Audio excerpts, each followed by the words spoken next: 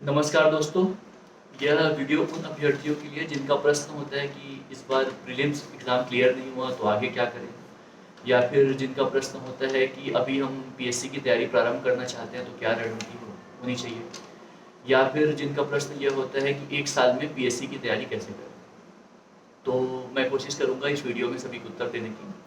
लेकिन वीडियो बनाने से पहले मैं सबसे पहले ये चीज़ें बताना चाहूँगा कि हमको किसी की भी कौन सी चीज़ें फॉलो करना है और कौन सी चीज़ें फॉलो नहीं करना है। हम किसी को ब्लाइंडली फॉलो करके पीएससी नहीं निकाल सकते। हमें अपने व्यक्तित्व के अनुसार निर्णय लेना होगा कि क्या चीज़ें हमें सूट करती है और क्या चीज़ें हमें सूट नहीं करती है। तो किसी से क्या चीज़ें कॉपी करनी, इसका सबसे बेस्ट एग्जाम्पल होता है इंडियन कॉन्स्टिट्यूशन। जब इंडियन कॉन्स्टिट्यूशन बना तो उस समय वर्ल्ड का सबसे बड़ा डेमोक्रेसी था अमेरिका, और सबसे बड़ी इकोनॉमी भी थी। लेकिन उनका जो सबसे सिग्नेचर फीचर था कि प्रेसिडेंशियल सिस्टम, लेकिन हमने उसको अडॉप्ट नहीं किया क्योंकि वो हमारे लिए सूटेबल नहीं था। इससे क्या पता चला कि कोई भी कितना भी बड़ा टॉपर हो, या हो सकता है यूपीएससी का भी टॉपर हो, लेकिन अगर उसकी कोई सजेशंस हमें सूटेबल नहीं लग रही है, हमारी पर्सनालिटी के अकॉर्डिंग नहीं है, तो हमें उसे फॉलो नहीं करना है। और दूसरा कि हमें किसी को भी बहुत ज़्यादा एडमायर नहीं करना है, क्योंकि मुझे भी नहीं करना है। क्योंकि जब हम किसी को एडमायर करने लगते हैं तो क्या होता है कि हम उसको बहुत ऊंचा और अपने आप को नीचा देखने लगते हैं, और हम अपने आप को ये मान लेते हैं कि ज़्यादा टैलेंटेड नहीं है इसलिए हम उससे पोस्ट नहीं निकल सकता है। हमें सिर्फ दूसरों को इस तरह से देखना है कि उन्होंने तैयारी एक साल पहले प्रारंभ की, अब मैं भी एक साल अच्छे से तैयारी करूंगा और उस जगह पे पहुंच के दिखूंगा। अब जैसे कॉन्स्टिट्यूशन में दूसरी चीज़ है, हमने बहुत सारी चीज़ें छोटी छोटी कंट्रीज से भी फॉलो की, जैसे साउथ अफ्रीका, आयरलैंड, जापान। तो इससे क्या पता चलता है कि हमें किसी को भी छोटा नहीं समझना है। कोई भी व्यक्ति चाहे असफल हो, कुछ भी हो, लेकिन हमें सबसे कुछ कुछ चीज़ें सीखनी है। हो सकता है किसी के मेंस में मार्क्स कम आ रहे होंगे, लेकिन उनमें कुछ उनका कोई सब्जेक्ट बहुत स्ट्रांग हो गया, उनकी राइटिंग स्किल में कोई चीज़ स्ट्रांग होगी, तो हमें उनसे भी सीखना है। और तीसरा, जैसे इंडियन कॉन्स्टिट्यूशन में जब कॉन्स्टिट्यूशन बन गया, अब उसके बाद इंडियन कॉन्स्टिट्यूशन वक्त वक्त पे अमेंड होते जा रहा है, मतलब संशोधित करते जा रहे हैं। वैसे हम दूसरों से सीख गए, उसके बाद हमें अपनी पर्सनैलिटी के अकॉर्डिंग बहुत सारी चीज़ें लगातार अमेंड करते जानी है, जो हमारी जो सिग्नेचर फीचर्स है, और ये फीचर्स ही हमें आगे तक ले जाएंगे। ठीक है। अब सबसे पहले मैं ये बताता हूँ कि आपके पास ऑप्शंस क्या क्या है जो नेक्स्ट ईयर टारगेट कर रहे हैं। तो जैसे कि अब पहले हमें ये डिसाइड करना पड़ेगा कि हमें सीजीपीएससी ही करना है, या फिर हमारी प्रायोरिटी है कि हमें कोई भी जॉब पहले मिल जाए। ये हमें खुद डिसाइड करना होगा। अगर हमारी प्रायोरिटी यह है कि हमें कोई भी जॉब पहले मिल जाए, तो मैं उन्हें सजेस्ट करूंगा कि अभी जो व्यापम की पोस्ट आने वाली है, पटवारी की, हॉस्टल वार्डन, या जो भी पोस्ट आने वाली है, तो आप उन पे टारगेट करिए और पहले पोस्ट ले लीजिए। इससे ज़्यादा से ज़्यादा ये होगा कि आपका पीएससी एक साल डिले हो जाएगा, लेकिन आपको उसमें भी पोस्ट मिल जाएगा। तो अगर आपकी प्रायोरिटी ऐसी है कि आपको जॉब मिल जाए, क्योंकि अगर आप सीजीपीएससी की तैयारी भी स्टार्ट कर देंगे तो यह होगा कि बार बार आपके मन में ये चलेगा कि काश मुझे कोई जॉब मिल जाती है। तो इस केस में आपको सिर्फ व्यापम दिलाना चाहिए, पहले व्यापम दिलाना चाहिए, पोस्ट मिल जाए, उसके बाद सीजीपीएससी में स्विच करना चाहिए। अब दूसरा, जिनको सीजीपीएससी ही करना है, मतलब जिसे डिप्टी कलेक्टर, डीएसपी, ऐसा कुछ पोस्ट ही प्राप्त करना है, सिर्फ जॉब से जिनका काम नहीं चलेगा, तो इनके लिए ये है कि इन्हें अभी से तैयारी स्टार्ट कर देनी मेंस की। हमें ये पैटर्न समझना होगा कि पहले सीजीपीएससी में क्या होता था कि पहले प्री की तैयारी की जाती थी और उसके बाद प्री निकलने के बाद मेंस की तैयारी की जाती थी। ये क्यों की जाती थी? क्योंकि इसके पीछे की इतिहास है कि पहले क्या होता था, 2008 में जैसे एग्जाम हुआ प्री, अब प्री के पहले पढ़ लिया और मेंस कब होगा पता ही नहीं, वो 4 साल बाद हो रहा है, 2011 या 12 में हो रहा है, तब लोग मेंस की तैयारी करते थे। तो ये एक पैटर्न बन गया था अभी भी कि लोग पहले प्री की तैयारी करते हैं फिर मेंस की तैयारी करते हैं। लेकिन पिछले साल से पैटर्न चेंज हुआ है। हमारे आयोग ने प्री के बाद सिर्फ 3 महीना टाइम दिया है। इसका ये मतलब है कि आयोग भी चाहता है कि अब हम मेंस की तैयारी पहले चालू करें। तो अब हमें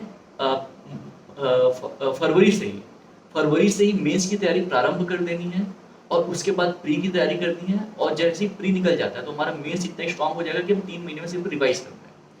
तो सबसे पहले ये है कि जैसे कि अभी मार्च चल रहा है, तो आप क्या करिए, 3 महीने डेडिकेटेड टाइम दीजिए मेंस को। और जैसे कि मेंस में और उन सब्जेक्ट्स को पहले करिए जो आपके प्री में नहीं है, जैसे कि हिंदी, छत्तीसगढ़ी, इंग्लिश, निबंध हो गया, और उसके बाद हो गया साइंस का पोर्शन हो गया, सोशियोलॉजी, फिलॉसफी, पेपर 7, ऐसे पोर्शंस को सबसे पहले प्रायोरिटी दीजिए। और जो प्री में है उसको आप थोड़ा डिले कर सकते हैं, ताकि, और जैसे 2-3 महीने आप दीजिए, तो ये जो फर्स्ट टाइमर है ये पूरा जो सब्जेक्ट्स प्री में नहीं उनको पहले पढ़ ले, और जो एक बार मेंस लिख चुका है या पहले से तैयारी कर चुका है, वो कोशिश करिए कि 3 महीने में पूरा मेंस का सिलेबस खत्म करिए। मार्च, अप्रैल, मई, ज़्यादा से ज़्यादा जून तक ले जा सकते हैं। और उसके बाद क्या करिए, एक टेस्ट सीरीज दिलाइए मेंस का। एक टेस्ट सीरीज अभी दिलाइए, एक टेस्ट सीरीज तब दिलाइए जब फरवरी में आपका प्री क्लियर हो जाए। तो जब अगले बार जब आप टेस्ट सीरीज दिलाएंगे और तैयारी करेंगे तो आपकी बहुत ज़्यादा मतलब 60 to 70% तैयारी हो चुकी रहेगी, और उसके बाद आपको रिवाइज ही करना, सीधा आप एक बार में आप पोस्ट ले सकते हैं। अब जैसे कि आपकी तैयारी मार्च अप्रैल मई जून जून तक आपकी तैयारी हो गई, उसके बाद आप क्या करिए, 1-2 महीने मेंस और प्री दोनों को पैरेलली भी ले सकते हैं, या फिर डेडिकेटेडली आप प्री की तैयारी स्टार्ट कर सकते हैं। और प्री की तैयारी के लिए अब क्या है, आपको थोड़ा डीप में पढ़ना पड़ेगा। और ये भी है कि जैसे कि 2020 के कुछ क्वेश्चन थे, जैसे स्पेशल ड्राइंग राइट्स हो गया, या फिर सांख्य दर्शन के कुछ क्वेश्चन थे, या एटक का फर्स्ट प्रेसिडेंट कौन था जो 1920 में सभा हुई, और या फिर जो पाटलिपुत्र कौन सी नदियों के बीच में पड़ते हैं, ऐसे 4-5 क्वेश्चंस थे जो मेंस में हम पढ़े होते हैं। तो ये भी देखा गया है कि अभी जो प्री का क्वेश्चंस है, जो पहले से मेंस की तैयारी कर चुका होता है उन्हें बेनिफिट हो रहा है, इसलिए आप मेंस की तैयारी पहले ही कर लीजिए। और प्री में भी अब क्या है कि वन लाइनर जो फैक्ट्स होते हैं उन्हें पढ़कर आपका एग्जाम नहीं निकलने वाला है, ये चीज़ें आप समझ चुके होंगे। तो इसके लिए प्री में भी आपको थोड़ा कॉन्सेप्चुअल पढ़ना पड़ेगा, जैसे ज्योग्राफी में आपको बर्नवाल पढ़ना पड़ेगा या एनसीईआरटी पढ़ना पड़ेगा, और पॉलिटी में आपको लक्ष्मीकांत पढ़ना पड़ेगा, इकोनॉमिक्स में आप इंग्लिश में विवेक सिंह पढ़ सकते हैं, या जो हिंदी मीडियम वाले हैं वो मृणाल के वीडियोस देख सकते हैं यूट्यूब में। और जो छत्तीसगढ़ पोर्सन है, इसमें आपको अब हिंदी ग्रंथ एकेडमी की भी बुक्स पढ़नी पड़ेगी, जैसे बृहद संदर्भ, नहीं सॉरी बृहद संदर्भ तो कार पब्लिकेशन की, आप समग्र छत्तीसगढ़ पढ़ सकते हैं। इसकी आपको ओरिजिनल बुक तो नहीं मिलेगी, मार्केट में फोटो कॉपी मिल जाएगी। अगर आपको फोटो कॉपी नहीं मिल पाएगी तो मेरी जो टेलीग्राम चैनल है, आप टेलीग्राम में सर्च करेंगे पीयूष CGPSC तो आपको मिल जाएगा, उसमें उसका PDF मिल जाएगा। और कुछ स्टडीज रिलेटेड वीडियोस भी मेरा जो चैनल है यूट्यूब में पीयूष तिवारी, आप वहाँ जाकर मेरे वीडियोस देख सकते हैं। और उसके अलावा मैं अपने जो यूट्यूब चैनल है उसमें बुक लिस्ट भी अपडेट कर दूंगा, तो आप वहाँ से देख सकते हैं। और फिर अब तैयारी कैसे स्टार्ट करें, तो मैनेजमेंट में प्रिंसिपल होता है शार्पनिंग द सॉ, मतलब अपनी कुल्हाड़ी को धार करना।